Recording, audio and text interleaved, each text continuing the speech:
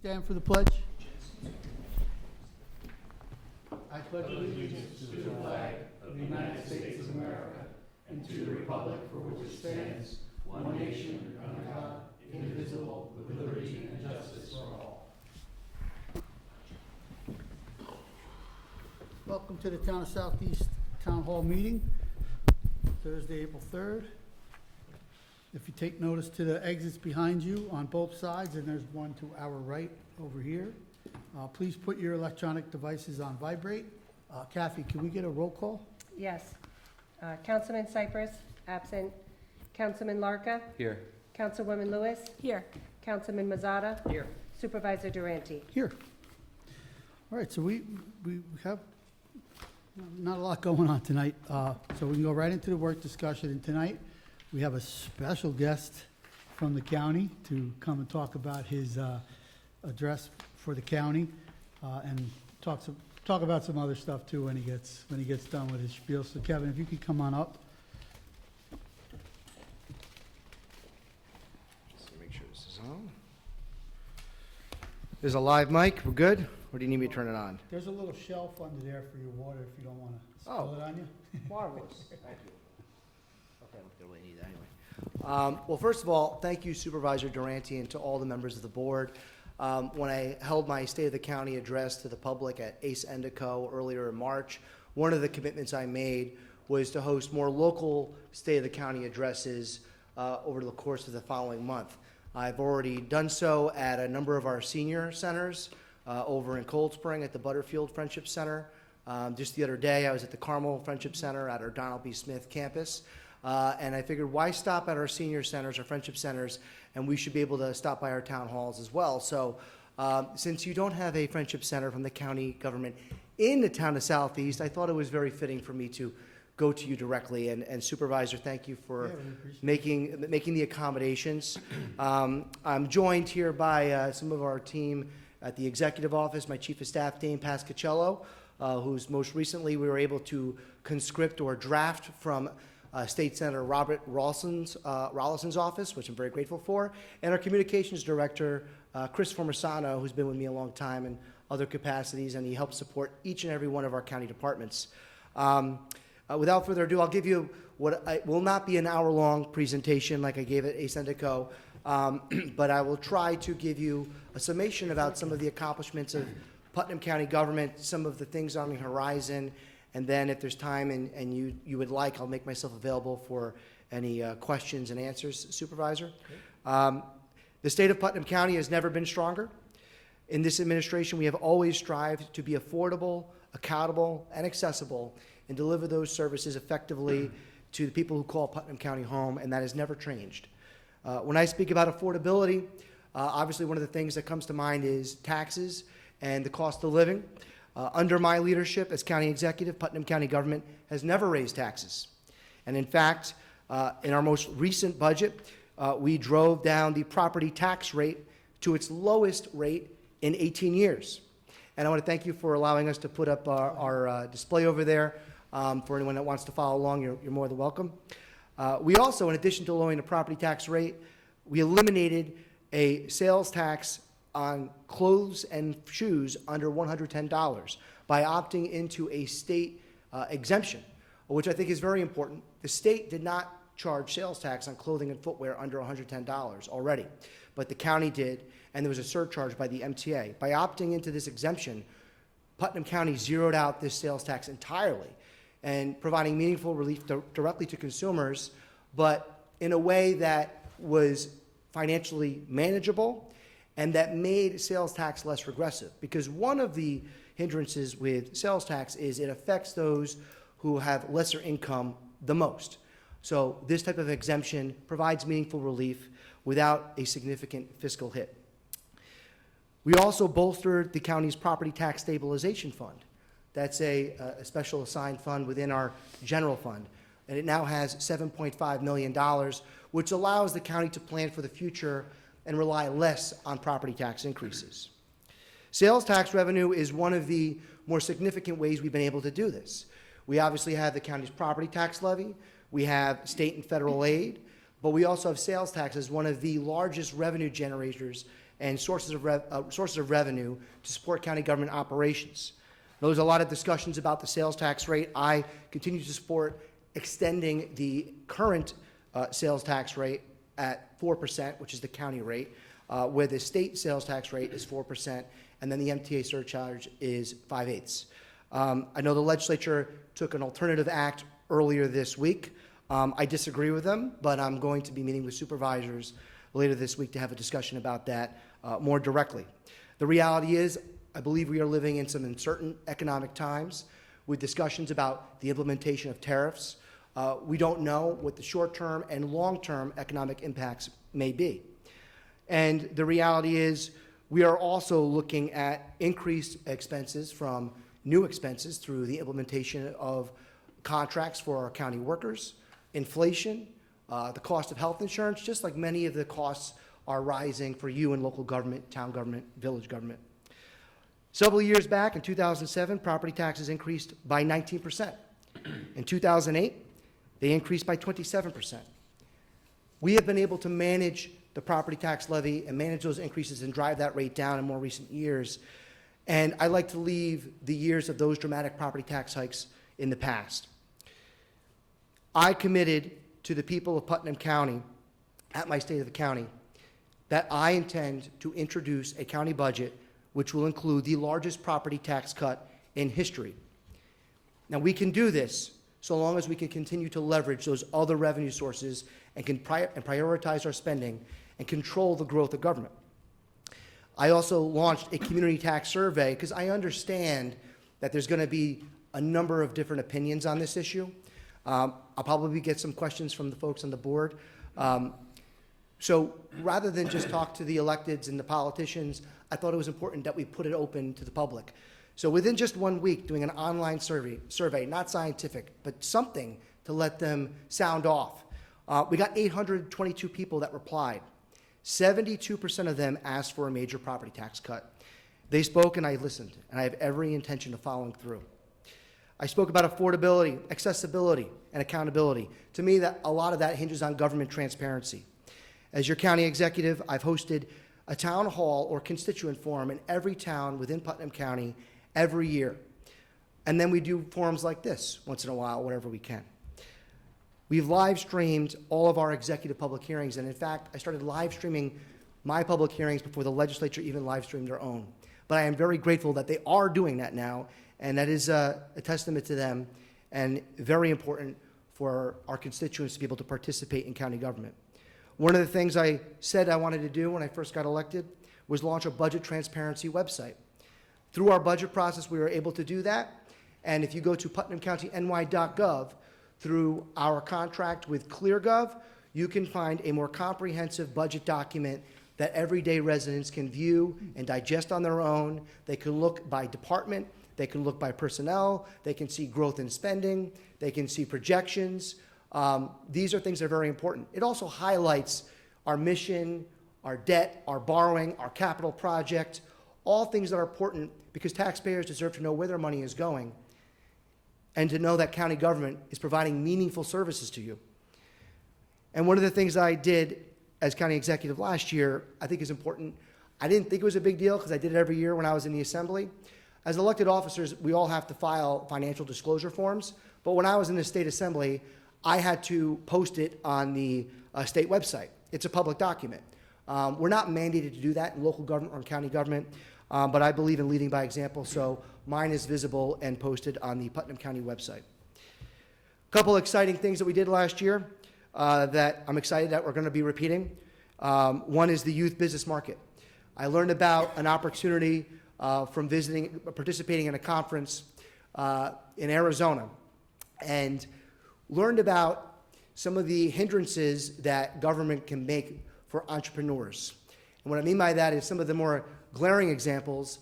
We actually had something like this in upstate New York, but it happened in Texas, it happened in some other far western states. Health departments were shutting down children's lemonade stands because they didn't have a health department permit and they weren't collecting sales tax and a bunch of other bureaucratic nonsense. So what some of the other states started to do was they created cooperatives to build a children's entrepreneur market. And I said, if you're doing that over in Texas and you're doing that in Utah, why can't we do that in New York? They didn't have the cooperative set up here in New York, so I said, you know what, we can do it, and we can lead by example. So we got our youth bureau together, teaming up with our Parks Division, our Tourism Department, and Department of Social Services, and we offered a new youth business market at Tilly Foster Farm. The first year, we had over 70 youth vendors participate, selling all sorts of amazing items, from bracelets, 3D printed items. As a Boy Scout, former Boy Scout, I got an awesome like braided wristband with flint and steel, which I loved. But one of probably the most innovative things that was sold was from a boy who I could never do this in my life, solve a Rubik's Cube. But he actually hand wrote a cheat sheet on how someone could do a Rubik's Cube. And he would solve it in less than 30 seconds right in front of you. So I'm pretty sure he raised a couple bucks during that meeting. The event. It was fun. We're doing it again this year. It is scheduled for Sunday, June 8th at Tilly Foster Farm. Folks can learn more at putnamcountyny.gov/YBM. And anything the town can do to promote this event and encourage more participation, I am grateful. Another major capital improvement that was done, or project, is our fire and EMS training facility. So all the fire departments are local agencies, whether they're fire districts, protection districts, and contract with towns, but they're local. We don't really have a county fire service. We have specialty teams, and we provide essential functions like our 911 center. But the real big thing that we provide as an added value to local towns and local agencies is our training capacity. The Lieutenant Michael E. Nooner Fire and EMS Training Facility, located in the town of Kent, right adjacent to the Putnam County Park, named after a Brewster volunteer firefighter who was killed in the line of duty back in the 1990s. This facility previously had a tower that people would use for training that was unused for almost 10 years. We had the burn building where you would go in to train for live burns to do firefighter one. That was open and closed intermittently throughout every year, with the county doing patchwork, $50,000 here, $100,000 here, to keep it open. It came time to actually prioritize this as a project.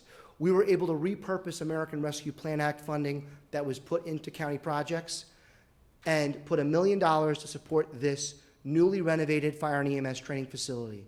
We also got a grant from State Senator Peter Harcum in the form of $300,000 that supported this project to finish a $1.3 million brand new fire and EMS training facility. It is now complete. Our fire advisory board went through it, and we're going to have a grand opening in a few weeks.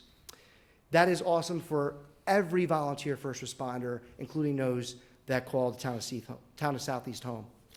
Some other big projects that we're going on right now is the Fair Streak project. I know that's predominantly not Southeast, but anyone that leaves Southeast and goes into the hamlet of Carmel or goes on Fair Street knows it's very disruptive.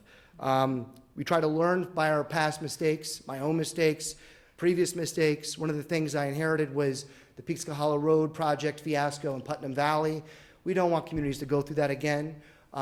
We had the contractor walk off the job about 30 days before I took office, with bridges ripped open, one right, maybe 100 yards away from the Putnam Valley High School.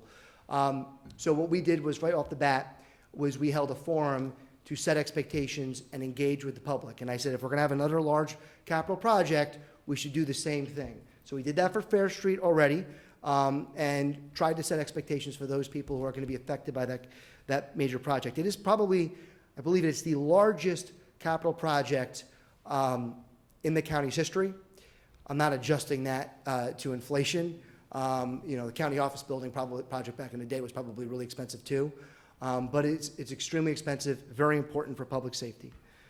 Another couple projects that's more close to the town of Southeast. I just checked in this morning to get an update on it. The Empire State Trail, we love that it comes through Putnam County. There's the Maybrook part of the trail, the Putnam Bikeway that connects to the Dutchess County line. Bridge 5, as we call it, the Maybrook Bikeway over the East Branch of the Croton River near Brewster Honda. That project is now ongoing. It's actually happening. Bid was awarded to, I believe, Harrison and Burroughs.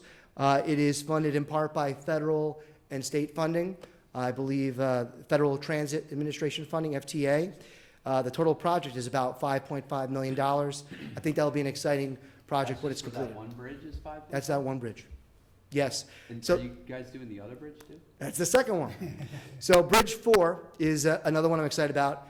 It's been difficult. When I took office, ongoing litigation with the prior contractor. But based on the progress we've been able to work through, we are expected to be able to put out a bid this year. I'm not saying construction will start this year, but that's still progress because Bridge 4 or Bikeway 4 on the Putnam Bikeway, it is a very noticeable gap for anyone that uses that trail because the state of New York likes to say there's 700 miles of interconnected, trailway in the Empire State Trail.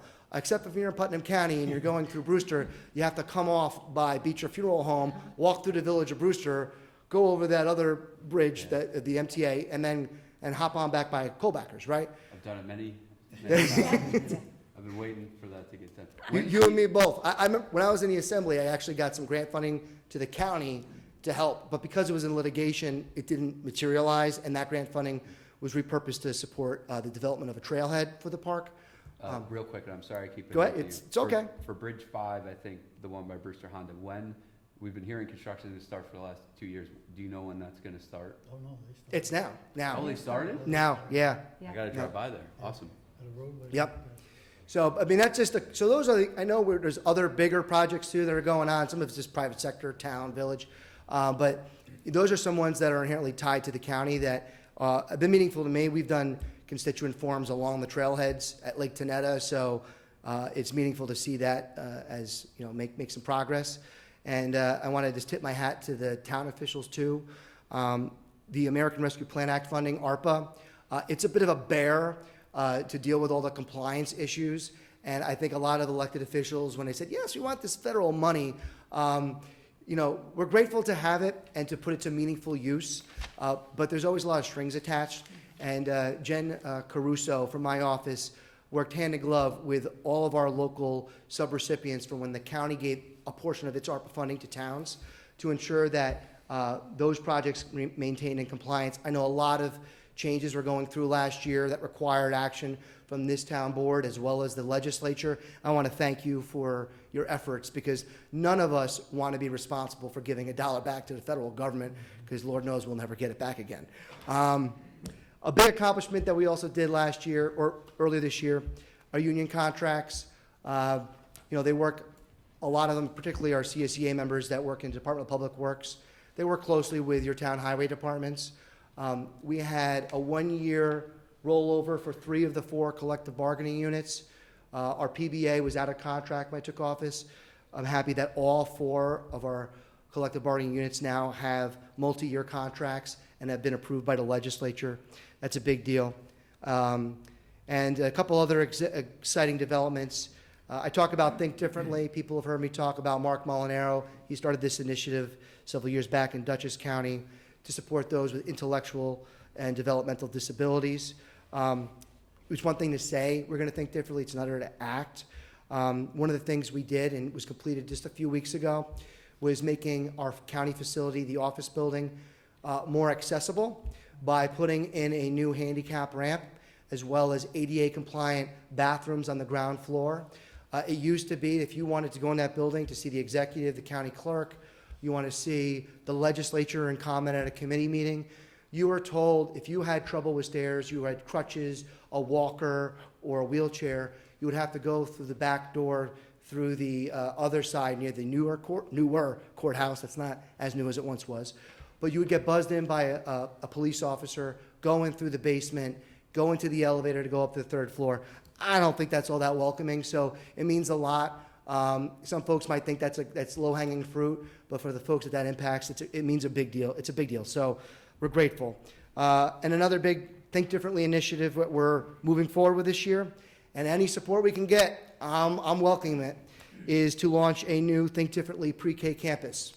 Most folks don't realize that county government, one of our mandated responsibilities is to provide special education pre-K services. So we do that through the early intervention program, but also CSPE. And that's really 2 different programs for those who are 1 to 5 or 6 years old. And now with the advent of universal pre-K with school districts, it provides an opportunity. Our county programs, quite frankly, right now, many of those children are going to get services outside of the county, and they're going on a bus from anywhere from 1 hour to almost 2 hours to get services. So that's two things that are deeply wrong with that. One, it's unfair to that child with special needs. And two, it costs us a lot more money in transportation costs. So we're looking to partner with Central Community-Based Services in the town of Patterson, where we can rent and lease a space to centralize our services in that facility, and then with a braided model of funding, allow the school districts to provide some of their universal pre-K services there, where it can truly have a Think Differently campus with typical and atypical children. The beauty of this is it enhances services, it would cut transportation times, and it would actually save taxpayer dollars. Some other exciting things, Veterans Museum in our county park. We're going to put a new Veterans Museum thanks to a grant from Assemblyman Matt Slater of $50,000. And some exciting things in the business development and economic development. Quite frankly, I feel like you guys are getting a lot of the attention. It's because you're getting a lot of growth in the town of Southeast. And I appreciate that because we all benefit from that commercial tax base, the jobs, and the economic activity that it brings. Ace Endico completed its 60,000 square foot expansion, a multi-million-dollar investment. Magazzino on the west side of the county, which is a nonprofit Italian art museum, they completed a major expansion. Lesser Evil Popcorn is a new tenant at the distribution center over in Southeast. Brewster Yards, I'm excited about the progress there. And I just visited a few facilities before I came here this evening. I went to the Southeast Museum, I went to the Brewster Public Library, and then I stopped by to see a friend at Putnam Precision, which employs approximately 200 people and has been located here in Southeast since 1967 as a premier contract manufacturer, developing all sorts of amazing materials. And oh my God, this is how great their team is. They already got a picture up there, look at that. That's Sean Hamilton, their president, awesome guy, and also happens to be very involved in their Friendly Sons of St. Patrick, another great group. Some other discussions that we're having in the county is the future of farming. I know it's a big issue with towns and local agencies because we want to respect local control and decision-making, but we also want to make sure that we provide support to agriculture in Putnam County. There's a lot of important components for agriculture and the future of farming. I committed to hold a roundtable earlier this year, and I did on March 21st in Putnam Valley. I think there's a lot of opportunity to update some of the county's procedures moving forward responsibly with public input from all stakeholders. And I'm excited about the future that brings for the future of farming. Next year is going to be the 250th anniversary of our American Revolution. We have our two volunteer co-chairs as the former governor, George Pataki and George Whipple. Excited about some of the activities for next year, so stay tuned, putnamcountyny.gov/rev250.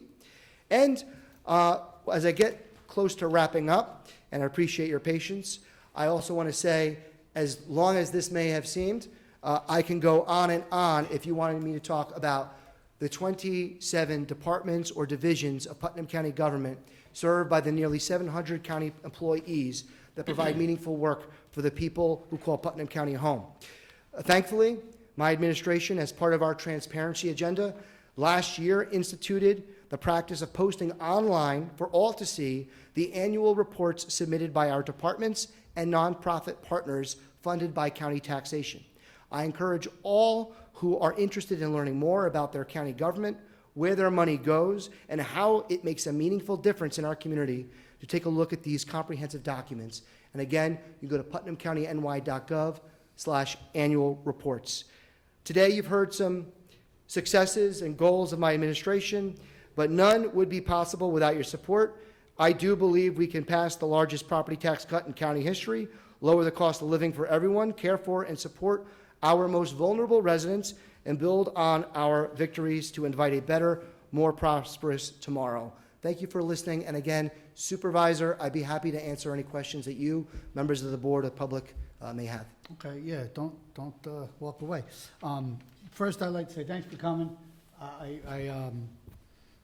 Listening to the things that you guys are doing together, I'm like, you're like the Energizer Bunny. You're all over the place. and we appreciate that. I will tell you, like, as a resident of Southeast, it's very nice that you're starting to look in our direction. We have a possible future legislator and our newest legislator, and I've been here for 15 months and I haven't seen a legislator here, unless it was an issue with where they lived. So that's important to us, you know, because obviously this is why we're here. We're trying to help all the residents and things like that. I just wanted to, the DPW guys, I think maybe 3 of our major county roads they took care of last year. Huge difference. Anytime I call Tommy, he's right over here, or he sends somebody over. So we appreciate him. You, like me, have gotten some good people around you, so it makes a big difference, you know. You don't have to scatter all the time. I would like to say the kids thing at Tilly Foster last year, I went, and I was so impressed with some of these kids because they had to go through COVID, and I know that my youngest was affected by that, you know, in social situations. And these kids were fantastic. The stuff they were making and selling. So that's a great thing, and that's in Southeast. Got to talk to Peter Bell about your signs, though. They're kind of big right there on 312, Pete. But yeah, we appreciate you coming down, and it makes a big difference to us. I do want to ask you about the sales tax stuff that's going on, because I probably should know this, but I'm a little confused. I definitely think it's risky. It's my personal opinion. And I would, as a resident, if the taxes don't go up, I'm okay. You know, if they stay where they are, I'm okay with that. If they come down, of course, we'd be even happier, but, you know, we have to manage the money correctly. If the legislators vote for the decrease and it's vetoed, why does it go to 3%? It does not automatically go to 3%. Okay, I thought I read that somewhere. So I can, just as far as a matter of process, Yeah. the sales tax rate that we have in Putnam County, right now, we have long had permission from the state to provide a 3% sales tax rate. And years, you know, about 10, 15 years ago, we got permission to add an additional 1%. So that accounts for 4% of your sales tax rate. But as any consumer will tell you who looks at a receipt, that is not your total sales tax. So that's 4% is the county share. Then there's 4% that's charged from the state of New York, so that's 8%. And then there's 0.375, which is the MTA. Now that extra 1% of the county that goes from 3 to 4, that accounts for 25% of the sales tax revenue. Because while we like to hear people say it's just 1% or it's a quarter of 1%, 1 of 4 is a fraction of 25%. So that's, if you're talking about $85 million in sales tax revenue, you're talking about that 1% accounts for a lot of revenue, over $20 million. So the process to get permission for that 1% extender, that has been, for the last 15 years or so, it has been extended from 2 to 3 years as permitted by the state of New York through the legislature, as in the state legislature. So it's what your town attorney would be aware of is as a home rule bill from in the state assembly, meaning that the state legislature can introduce a bill, but it requires a home rule resolution. So what it does is you ask our state lawmakers, our state senators, assembly people, to put in a bill to extend the current sales tax rate with that 1%. They put in a bill. Then the bill, if it's a home rule bill, it will require then, after they put in a bill, a home rule resolution passed by the county. So that home rule resolution is tied specifically to state legislation. The resolution the legislature passed earlier this week is not a home rule resolution. It is a resolution asking the state delegation to put in a bill. Not required, but it is traditional. Now, if it passed, not by the requisite 6 votes to override a veto by the executive. If the executive vetoes, it then goes back to the drawing board. Well, they can pass another resolution. They can, a veto, quite frankly, is a veto to reconsider. They can change the resolution. But also, there's an opportunity for the state delegation to put in a bill. So it doesn't prohibit them from putting in a bill. Although I'm sure they would like to have direction before they put in their bill. We can even pass a resolution and say, please extend the 1% or increase it like New York City and make the sales tax rate even higher. And you know what they can say? No. If I was them, I would probably say no. I wouldn't want to be competing with, to be the highest tax rate, no. But right now, that 4% sales tax rate from the county sales tax, it is competitive with every New York county. So of the 62 counties in New York, if you include the 5 boroughs of New York City, 56 of the 62 have a sales tax rate of 4% or higher. So in my book, that's pretty darn competitive if we're in that grouping of 56 counties. Now, some folks that would like to reduce it will highlight the fact that Orange County and Dutchess County is that 0.25% less, right? It's not 4%, it's 3.75. They're correct, it is. But what they may not be telling you is that Dutchess and Orange County also have something called an occupancy tax. Putnam County does not have a countywide occupancy tax. We could create one if we really wanted to. I don't think that's a good idea. In fairness, I think if there ever was going to be an occupancy tax, local governments should probably be the first ones to entertain that if you're going to have a hotel, motel, or tax on Airbnbs. So there is a discrepancy there. And the reality is, Dutchess and Orange long had a commercial tax base that benefited them that Putnam County didn't have. Online sales has really changed that game. So has inflation. It's increased revenue and has given us opportunities to leverage that revenue to do other things like control property taxes and to support programs and services. So, Kevin, Does that help? So it doesn't automatically go down to 3%. It doesn't. Yes, thank you. I know that's a long answer, you- but I figured I'd give you the whole breakdown if that helps. Can you just dumb it down for me?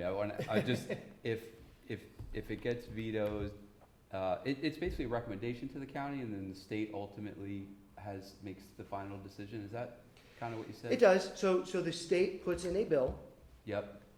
and then it will go back to the county, and then the county would have to pass a resolution. Do I support the bill that was introduced by our state delegation? So that's a separate resolution that has not happened yet. But the resolution vetoing that does not kill or prevent the state delegation from putting in a bill. It also does not prevent the legislature from calling a special session and extending it to 4% or entertaining other options. It doesn't prevent any of that. Okay. But I will say this, because the legislature has changed its position, debating over it over the last, over 2 months, we've lost a lot of time. There is time constraints on when assembly members and senators can put in a bill.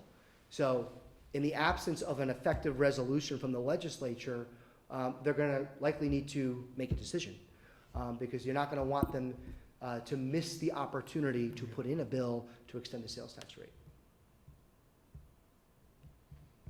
So does that make sense, Eric? Dumb it down. The answer is no, it does not go down to 3%. It's still extended through largely till the end of the year, and there's opportunities to extend it. Okay. I have a question on so I watched the meeting the other night, and I think I understand some of this, but there's a proposal to share money with the towns. By an individual legislator, yes. Okay. So Not my proposal, but okay. all right. So the way I understood it was reduce the sales tax by 0.25%, or share with the town, similar to what happened with the ARPA money. Yeah. Yep. Are you aware of how that would be distributed amongst the towns? Considering that's not my proposal to individual legislators, no. Okay. I can tell you, I have long preferred, and it's my position, my preference is that the county uses that sales tax revenue to give targeted tax relief to residents. I believe the best way, most responsible to do that is through property tax relief. The vast majority of people who call Putnam County home have said they want property tax relief. I understand, and most of us understand, that the largest driver of property taxes is school taxes, right? You've probably heard a lot of county officials say, well, we're only 9% of your property tax bill, right? You've heard that. We're 7. You're You're the anomaly. You're the anomaly. In a lot of other cases, that's an average. Yeah. So a lot of other cases, so that means the schools are higher, but also towns and villages are higher. And there's special districts, right, that you pay property taxes to. But there's a couple things that I would just highlight that doesn't always reveal. First of all, I'm proud of that. Like, I'd like to have a low share of your property tax bill, be able to say that. But I also don't want people to think that because your school taxes are so high, I can kind of hide behind that, and if our taxes aren't controlled either. So I feel like that could be a misleading statistic. And if you look at other counties where they might have the county have a larger share and the towns have a smaller share, one of the reasons is because they do share sales tax. And Dutchess County and Orange County share sales tax to their towns and villages. So that is one of the reasons, because they don't have to rely just on property taxes, but they have an alternative revenue source, where in Putnam County, that really doesn't happen. So I think if we're gonna talk numbers, you really need to talk apples and apples. I said it before, Putnam County has the lowest property tax rate, the mill rate, in 18 years. We've driven down taxes and cut taxes in the budget for the first time in almost 25 years. I'm very proud of that. But doesn't mean we're perfect. We always strive to do better. Look at the county property tax rate. The mill rate is $2.70 per $1,000 of assessed property value. I get beat up over mill rate all the time, so I get it. if assessments go up, mill rates go down. Correct. The In part- assessments are going out, and we're gonna get beat up Sure. because everyone's property is gonna go up 8%. So that is all about the assessments, about how it's being distributed, and you know that. Right. But what I would say is, it's not about saying, oh, it's 2.7, because part of that is because assessments go up. But it's also, we cut the actual tax levy. We've done that too, and we did not raise the property tax levy last year either. We continue all the tax cuts, further driving it down. So I'm happy about that. But you need people that are gonna be honest with you. 2.7 is really good. It's the lowest rate in 18 years. But you know what it also is? It's still 20% higher than Dutchess and Orange County's property tax rate. So my point is, I would like to drive down the county property tax rate and property tax levy down to be more competitive with our neighboring New York counties. And I know I'm asking probably too many questions, these guys. You asked about He's used to it. So I But will. Are there yeah. 3 options then? So is it lower sales tax, reduce property tax, or give to the towns? Is that what's being discussed? I think they're all options. It's a matter of what is the political will, and what do the policymakers support. But they're all options. They all could be done. My preference is the county extends the sales tax rate. I think it's competitive and allows us to give the biggest county property tax cut in county history. That's my preference. If there was to be some sort of compromise that ever shared something, I'll tell you right now, the individual lawmaker who provided a proposal to the legislature, I didn't get to look at it in detail, but I don't at all support the model that my predecessor had, that was quote unquote share the growth. And I can, if you allow me to have the time, I can explain it. There's 2 reasons. One, I believe it encourages poor budgeting on the county's part, because what it would do is provide, unfortunately, an incentive to inflate our sales tax projections. Now, I wouldn't want to do that, but a future executive might.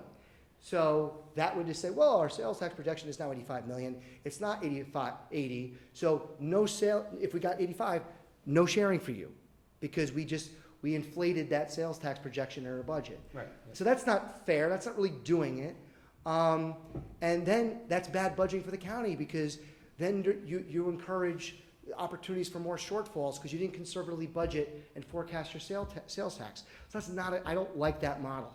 If we ever were going to do it, the only way I would consider it is if it was for if it was just quite frankly a flat share, not share the growth, but a ratio that made sense.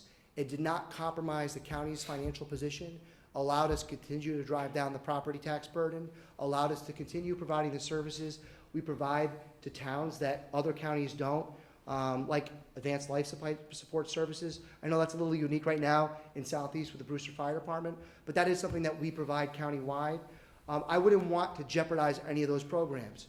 So whatever that share, it would have to be the right number, and it would have to be for a targeted specific purpose. I would never want to share or redistribute. I hate the word, I'm sorry, I don't like the word sharing because it's taxpayer money, but it's spending, really, redistributing it to towns. It would need to be for a targeted specific Kind of purpose. like ARPA, right? We had the Kind of. guidelines for. But honestly, that experience with the towns, you guys are great, we all worked hard. There was so much energy, time, put in by our personnel, by Jen, by finance, by your team, by comptrollers, by auditing, the legislature, their staff, to go through that. You know, I proposed a grant program a few years ago. We could do that, but that's again another logistical issue. I would rather just be like, the number is the number, and pave your roads with it. Yeah. Pave your roads with it, but it's not. I would never Except for support a. one. I would never support a blank check. Except for one road, right? But here's an example. I said this all the time in Albany. The towns, the county, we go begging up for Albany for CHIPS funding. You get it, we get it, because we're all part of the same transportation system. To get on a county road, you've got to go over a town road, a village road, a state road. You know, so I mean, and it's infrastructure. If it was for a specific purpose, I think those are the only ways I do it. How it gets distributed, I think you got a lot of opinions from the towns by population, by assessed value. There's a lot of options. Yeah, I was, just for the record, my opinion, I am thankful I don't have to deal with, Yeah. That's exactly figuring out how to ARPA. move all this stuff forward, but, as a town board member, if there was a share, I've heard population, I actually did some numbers on the, assessed values per town. We have, 23%, or the commercial assessments, because, and, you know, we get beat up a lot about the sales tax, and we have the traffic, and we have all this stuff, so, I would just wanna make sure Southeast got its fair share, if that, you know, comes to fruition. So I think you're the second largest town in the county, so you'd probably be upwards in the higher portion if it was to happen. Me personally, I think Westchester does assessed value. Others do. When the county and the legislature unanimously supported this, by the way, a couple of years ago in 2022, some had a very change of heart suddenly, but it was done by population, the distribution, the share. To me, that actually is the fair way, because assessed value. Part of me has concerns that, okay, the wealthier community that doesn't have the need as much, is getting the more money, where maybe by population does make more sense. And because you have online sales, they're buying them online, and they're paying it because they live there. So I think there's an argument that you could do it that way. But the big issue to me was, it would have to be, it's the number, because I want that extended rate just to keep it the same rate. Because we have new spending that the county needs to finance. And we have a very healthy general fund balance. It's not yet audited. Once it's audited by our independent auditors and the legislature reviews it, we always intend to reappropriate some of the unassigned balance to assigned funds and assigned accounts that in some cases we've used to fund our budget. And it is a static amount. Like, it doesn't automatically get replenished if you don't have tax revenue going into it. And we have new expenses we have to finance for the future. Those contracts, those multi-year contracts that go out into fiscal years 26, 27, 28, 29. We're talking about upwards of almost $2 million a year. That's just for those public employees. But that's a compounded number. So in 26, that's a $2 million increase. Yeah, well, we've in 27, it's not 2. It's 2 plus the other 2s, that's 4. And then in 28, it's actually 6. So 6 plus 4 is 10, plus 2 is 12. That's 12 million. If I'm not going to have the sales tax revenue, if I don't want to raise property taxes, it's going to come from the general fund. We could do that, right? But not forever. And then you get slapped inevitably with a larger property tax hike in the years ahead. And that's what I don't want. I don't think it's fair to the next county executive or to the people of Putnam County. That was thank you for answering those questions. Sorry if it was wordy. I'm glad none of you fell asleep, so No. thank you. I What- appreciate your time. What else I wanted to ask, I know everybody's always got their hand out asking for help, but maybe even Chris could help us. We're coming up on Earth Day near the end of the month, and, you know, because Southeast is near these highways, the roads are just, the litter is ridiculous. So we'd love it if you guys could somehow, you know, just get it out there that it's happening, because I assume every county does it, every town does it, right, Kath? Yeah. Kathy's all over it too. She's been trying to contact the school to, you know, make it a little bit of a program for the kids if they do well. And last year, we kind of dropped the ball. So, you know, if you guys could help us, just get it out there a little more, If be a you big guys, help. thank you, Supervisor. You guys give us the information. We'll share it on all of our platforms. You know, I'm a Carmel resident now, so over in Mahopac or Mahopac, depending on who you talk to over there. You know, and we always do it on Route 6, and quite frankly, after the winter season, you end up seeing all the litter, and it's disgusting. So, you know, the volunteers that come and pick it up, the sooner we do it, the better, but typically it's just a good rallying call around Earth Day. Anything we can do to promote your activities, we'll gladly do it. Great, thank you. Will the county pick up on county roads if we had people pick up? Oh, the trash bags? I'm sure, well, yeah, we'll talk to DPW. I'm sure we can make that happen. Yeah. Okay. I can let you know what roads are being done that are county. Well, that's yeah, just let us Yep. know. So I don't want a orange trash bag sitting Yeah. on the side of the road for more than a day. That's not a good look on the county either, so. Or but, doors. Or doors. We have a door on one of the roads. I keep forgetting to call Tommy, but it must have fell off an overpass. It was on a truck or something, and every time I drive by, I gotta call Tommy. I keep forgetting. I'll remember though. And a huge bag of garbage too on that Yes. same side. Kevin, couple things that, from your points. Happy to hear about Bikeway 4. When I was with the county, I believe I bid that out 2 times, probably about 7 or 8 years ago. I understand how difficult that piece was, but how critical it is to make that final connection. So whatever can be done to complete that would be great for certainly town of Southeast, the residents, but anyone connecting. So really happy to hear about that. Also, back in my county days, I remember 2008 when that huge increase was put into place. And it was staggering, and no one believed it could happen. And whether it was a result of 0% increases for too many years, but, you know, that came to roost. So, you know, I understand what you're saying from the obviously the tax reduction perspective, but just always being mindful that, you know, there has to be some level of cushion. It sounds like, you know, you're thinking that through there as well, but certainly never want to be in a position where you'd have to subject any of the taxpayers to such a large increase again. So understand that perspective. The last thing that I think of just from my years with the county was, especially, you know, sales tax sharing, if it's possible to get extra dollars to the town of Southeast to try to pay for all these ambitious plans that we have, it would be great. Another way maybe we could work together to get some relief is thinking of ways for shared services. And I know it's a catch, you know, phrase and it's out there, but if there were true ways we could collaborate from a county level with the other towns to get some relief, I think that's one gateway where, you know, we could have maybe greater collaboration.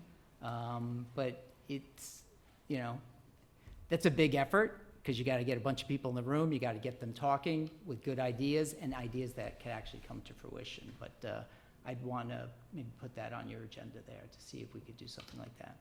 Absolutely. So one thing I didn't say, because I mean, I'd go on forever if you guys let me, and you don't want me to do that. No, we But- do have a hourglass. You got a real agenda, but the shared services, completely agree. I think to think differently is an example of us doing that with maybe school districts, which people talk about doing stuff like that all the time. It never happens. Right. It's hard. But I actually spoke to the Kent Highway Superintendent, Richie Othmer, not long ago. One of the things that we've been working on with DPW and our law department is an intermunicipal agreement for shared services to support all of our town highway departments. And I think if you talk to any of them, they'll tell you that they've been doing shared service for decades. Unfortunately, it's probably on a handshake, and it really needs to be formalized to protect everybody.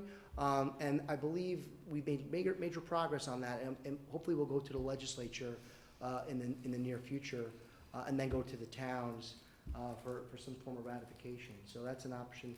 And the tax history, I completely get it. Look, I remember the economy was awful at that time. I also think we're in a better place now. It's also because the lack of that commercial tax base. We don't have a city, so sometimes we don't have the expenses that drive up that. But at the same time, the advent of online sales after the Supreme Court decision with Wayfair really opened up that door, where to me, I want to be competitive. And knowing that our mill rate is close to 20% higher still, despite all the great efforts that we've done in county government, up in Dutchess and Orange County, to me, that's my goal.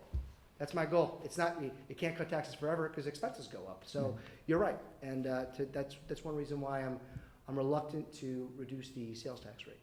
But thank you, Alex. I know exactly what you're talking about. The economy was awful back in 2007, 2008. Well, we appreciate you coming, all of you. Thank you very much. Thank you. Thanks, Kevin. Thank you. Thank you.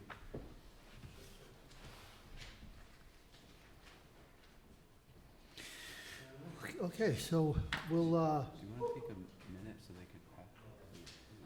yeah, that's good. I'll make a motion to take a 5-minute recess. A second. All in favor? Aye. We'll open the meeting. Second. All in favor? Aye. Okay, so thank you, Kevin Byrne and his crew, for coming down. We just got a few more discussions.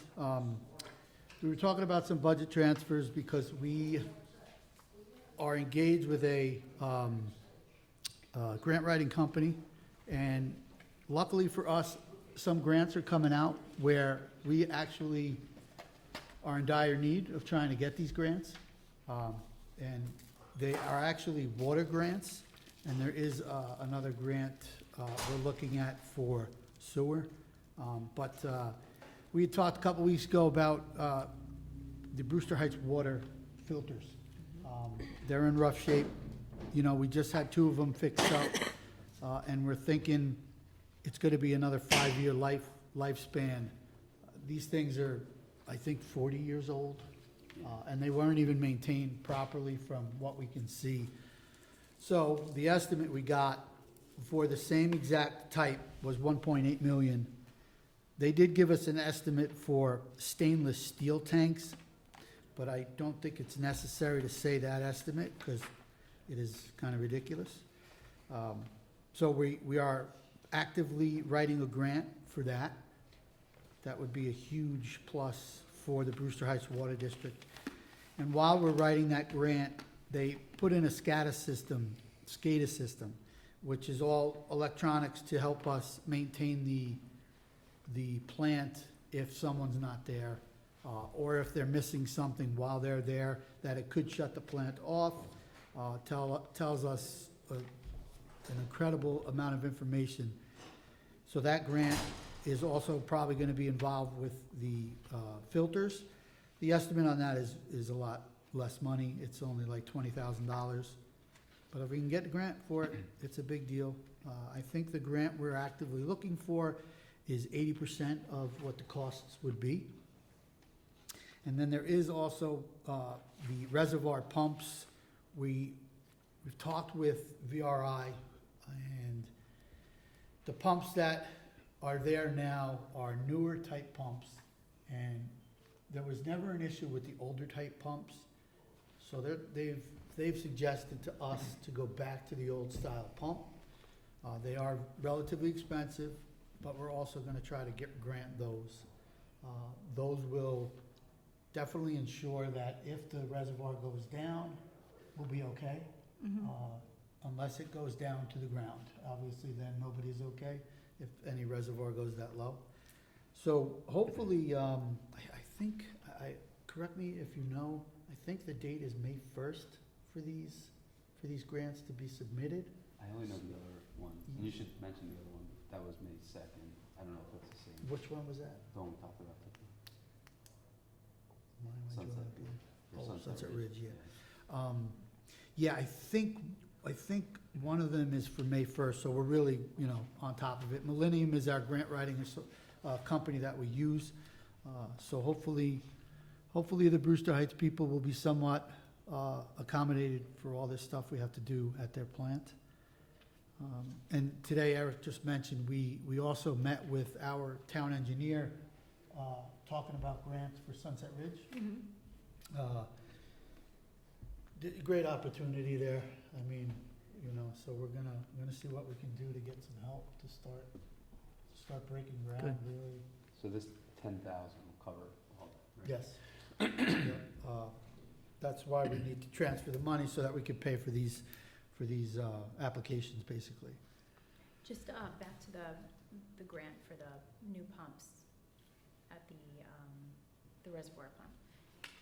You mentioned approximately how much of the pumps would that pay for? I think 80%. 80% for that as Pretty much well? all those water Okay. grants, yeah. And the good thing is, Dave is the point of contact for Millennium with me.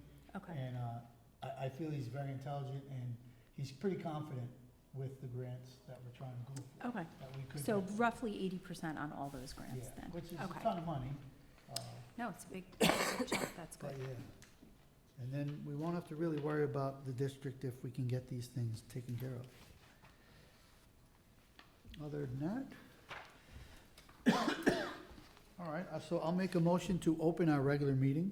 Second? All in favor? Aye. I'd like to make a motion to set a public hearing to amend local law 108.14, confidentiality of rental registration. Second? All in favor? Aye.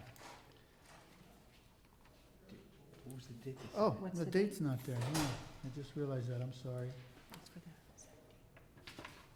Where I have it. May. It's okay.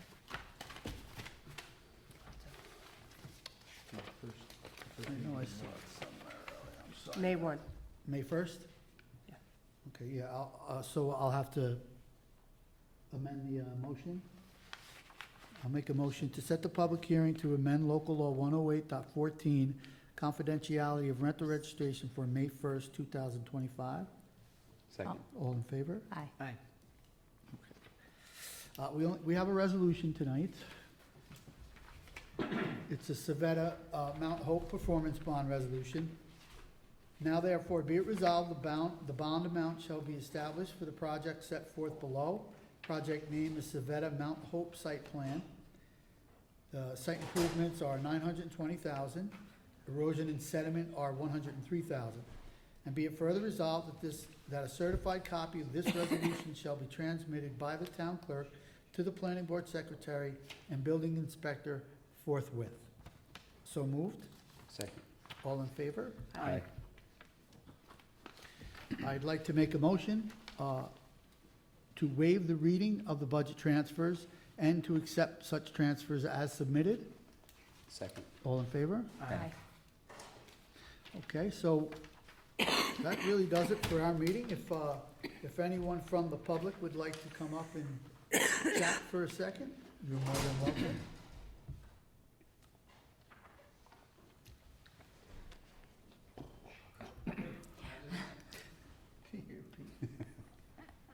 He's got, It's not very nice, Peter. Like the logical plating, it's a town employee.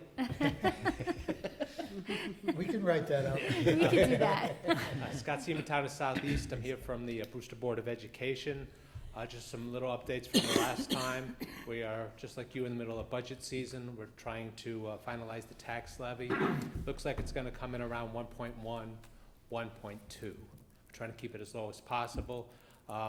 With all the construction and the impending debt and stuff, I mean, the projections, you could go as high as 4.6. Of course, we would never do that, so we're trying to keep it as low as possible, just trying to finalize the numbers. But once again, the state has not come to their final budget, so we're waiting on some information, but it does look like no school-related issues are what's holding up the budget as it has in the past. It's more related to policies, crime and other things, so it's not really the schools this time.